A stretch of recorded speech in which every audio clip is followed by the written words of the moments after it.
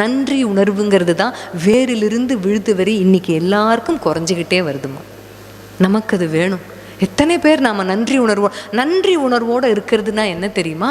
தடுக்கி விழும்போது கையை பிடிச்சி தூக்கி விட்டவங்களுக்கு தேங்க்ஸ் சொல்கிறது மட்டுமே கிடையாது.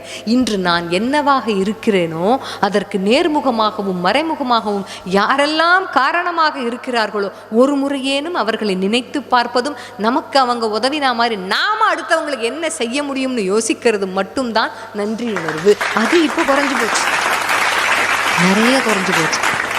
ஒருத்தர்கிட்ட உதவி வாங்குற வரைக்கும் நம்மளுடைய முகம் இருக்கே, அது ஒரு விதமான முகம், முகமூடிகள் நிறைந்த முகம். இது எந்த மாதிரி பேசுவோம் தெரியுமா? இவங்களால் ஒரு உதவி ஆணும்னா பாலும் தெளிதேனும் பாகும் பருப்பும் எல்லாத்தையும் கலந்து பேசுவோம் வார்த்தையில்.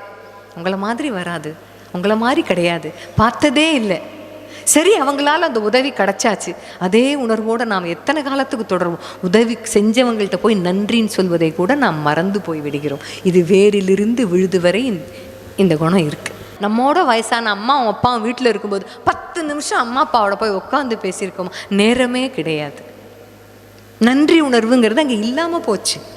நேரம் இல்லை, பிஸியாக இருக்கேன், வேலைன்னு குடும்பத்துக்காக தானே ஓடுறேன். குடும்பத்தோட 10 நிமிஷம் செலவழிக்க முடியாத வேலை எதுக்கு? அது யாராக இருந்தாலும் சரி.